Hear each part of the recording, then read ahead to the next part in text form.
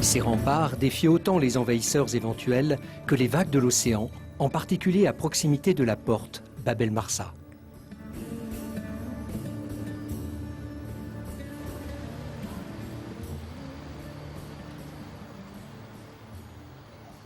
Cette photo qui date de la fin du 19e siècle, où on voit la porte, vue donc de l'intérieur, et où on s'aperçoit qu'à marée haute, l'eau affleurait les remparts. Et on voit ici des rochers, car la côte était rocheuse à cet endroit, qui était juste en regard de la darse portugaise. Dans cette médina, on ne retrouve pas l'empreinte propre à l'architecture arabo-musulmane comme dans les anciennes médinas marocaines. Le style est plutôt colonial, avec des bâtiments flanqués de grandes fenêtres, de hauts plafonds et de balcons ouvragés. Comme la mer était toute proche, quoi de plus logique que de retrouver à côté de Bab el-Marsa l'ancienne maison des douanes, dans la rue du même nom.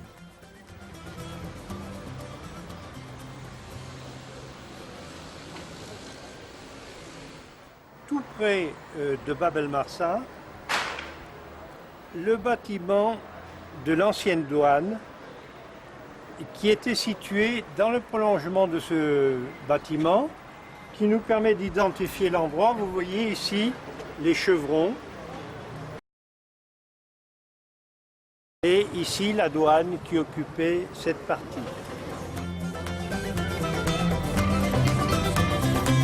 Comme le bâtiment des douanes, beaucoup de ces édifices de style colonial avaient plus souvent une fonction administrative ou consulaire. Le visiteur se retrouve ainsi nez à nez avec des bâtiments dont l'architecture puise ses influences autant en France, en Espagne ou au Portugal qu'au Maroc. Ce qui explique la richesse des sculptures et des décorations de ces maisons.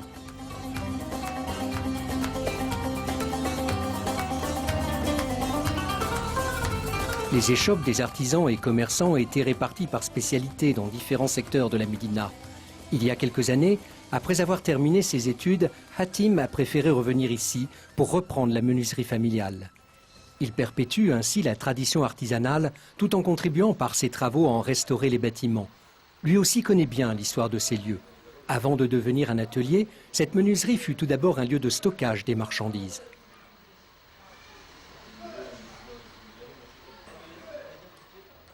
Le port ما كانش مبني كيف ما كتشوفوا دابا بلي ماغازان ديالو كان غير لو بور يلاه كيوصلوا الناس على الحافه ديال هذوك الدريجات اللي تحت المرسى كيف ما شفتوا كيطلعوا من الناس الوغ اوتوماتيكمون هادو تبناو باش يكونوا هما لي ماغازان ديال لو بور باش يبقى يتخباو فيه السلعه اللي كتجي من لو بور او ميم طون ليشونج كوميرسيال مع الداخل كتكون هنايا كتتم هنايا. Dans cet atelier, une grande partie du travail consiste à réparer ou à remplacer les portes anciennes de la Médina, confrontées à l'usure du temps et de l'océan tout proche.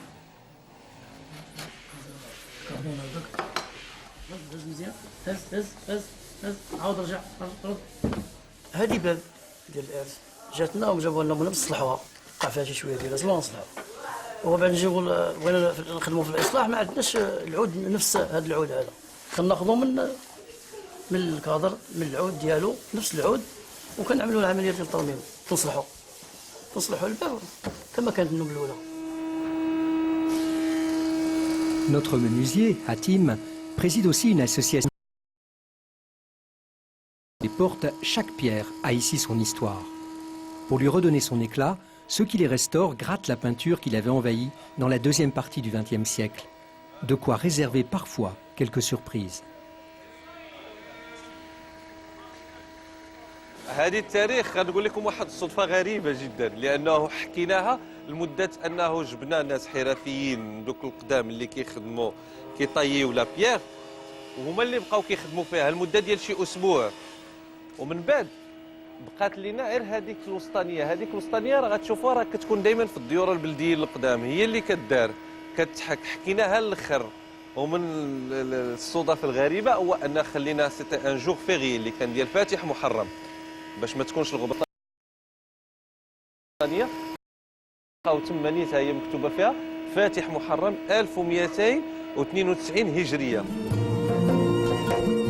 Grâce aux efforts des menuisiers et des autres, l'ancienne Médina semble sortir peu à peu de l'abandon pour nous ravir à nouveau par l'éclat de ses splendides façades.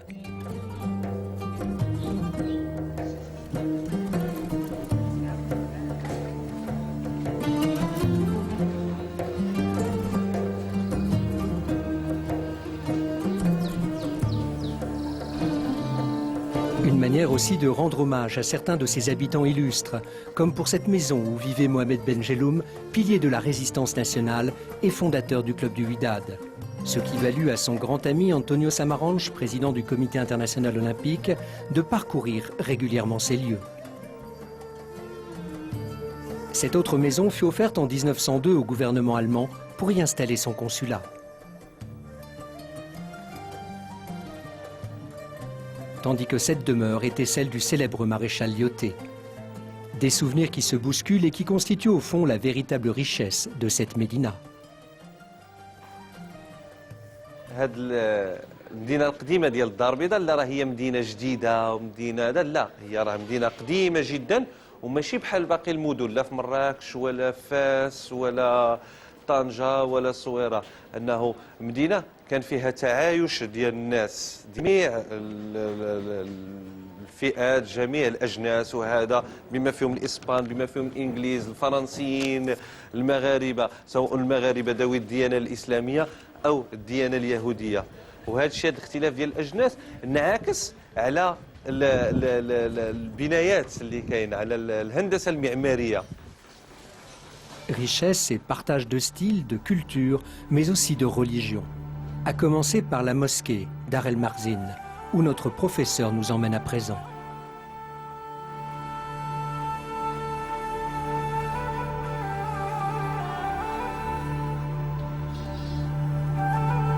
Elle est l'une des plus anciennes de Casablanca et son architecture a évolué au fil des siècles.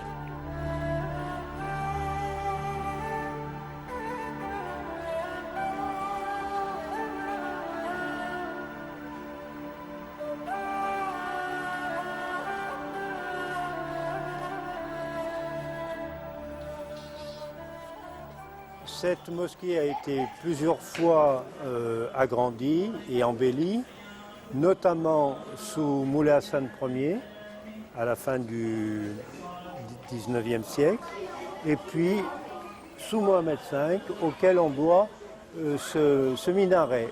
Le minaret initial était à la place de cette petite tour surmontée d'une pyramide de tuiles vertes.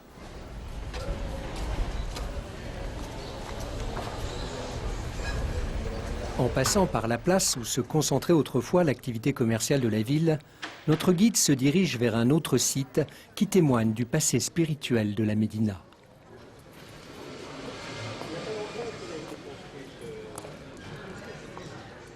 C'est la demeure du rabbin Haïm Pinto, lui-même descendant du célèbre Haïm Pinto de Mogador.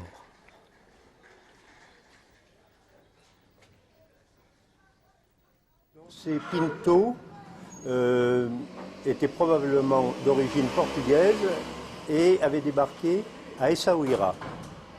Donc à Essaouira, il y a la tombe vénérée de Haïm Pinto le Vieux. Et ici, on a Haïm Pinto le Jeune, qui est au cimetière israélite près de Bab Marak. Et les gens qui se réclamaient de ce rabbin avaient leur synagogue dans le quartier des Joailliers, là-bas, et elle existe encore, et elle s'appelle synagogue Essaouirine, c'est-à-dire des gens d'Essaouira. La synagogue Essaouirim n'est pas la seule synagogue de l'ancienne Médina. Il en existait également une autre, dont le bâtiment se dresse encore de nos jours.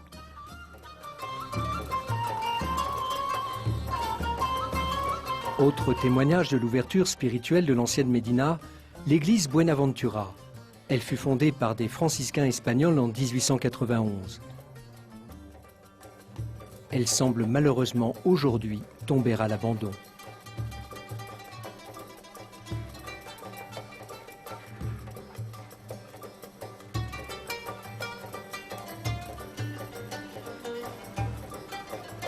Le square de Sidi Bousmara doit son nom à un saint homme arrivé à Anfa en pleine période de sécheresse.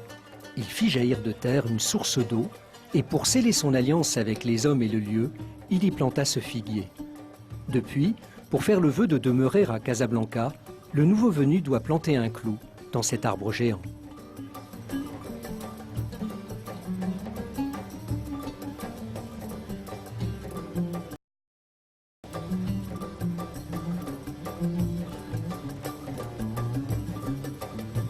Chaque rue, chaque maison ou monument sont autant de souvenirs. Le petit sanctuaire de la Lataja rend hommage à une femme qui s'était illustrée au début du XXe siècle en s'occupant des enfants déshérités. Un peu plus loin, le tombeau de Sidi Halal El Karouani. Unique rescapé du naufrage d'un navire parti de Tunisie, l'homme, considéré comme un miraculé, fut recueilli à Anfa. Mais son histoire ne s'arrête pas là.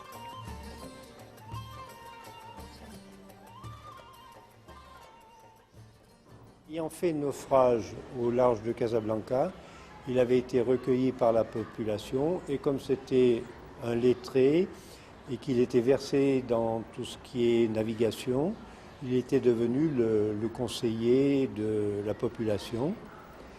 Quelque temps après, sa fille a eu un peu le même sort. Elle était venue le rejoindre après le décès de son épouse en Tunisie. Et malheureusement, elle s'est noyée dans un naufrage également. Donc elle a été enterrée ici et à sa mort, Sidi Halal El Karouani a demandé à reposer à côté de sa fille. Et on lui a édifié ce tombeau, cette kouba. Des anecdotes comme celle-là, Mustapha Melouk ne se lasse pas de les raconter à ses enfants. Il est membre du comité de pilotage du projet de réhabilitation de l'ancienne Médina. Il s'agit de rénover les immeubles, de créer des places, des espaces verts, d'améliorer certaines rues et ruelles et de mettre à niveau les différents réseaux. J'invite d'ailleurs les Casablancais d'abord et ensuite les Marocains, puis ensuite les étrangers à venir visiter la Médina parce que c'est un lieu de convivialité où on peut passer de bons moments, boire un thé, boire un café et se promener de manière très très conviviale. Donc ce travail touristique, c'est un travail de fond qui consiste à tracer le circuit, à avoir des lieux d'explication, des écriteaux, avoir des indications pour qu'un touriste qui visite Casablanca pour un moment puisse avoir une visite agréable d'un lieu important de toute l'histoire de la ville. Ce programme rendra l'ancienne Médina encore plus attractive pour les touristes, tout en améliorant les conditions de vie des 50 000 Kazaouis qui vivent et travaillent ici.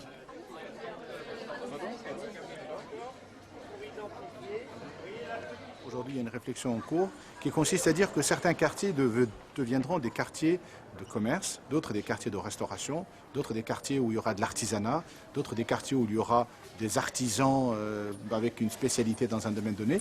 Un autre, un quartier où il y aura des ateliers d'art, parce que l'art est importante dans la ville de Casablanca. Et tout ce travail aussi fera l'objet de propositions, de discussions, de manière à donner une vraie vocation et à reconfirmer l'âme de cette Médina.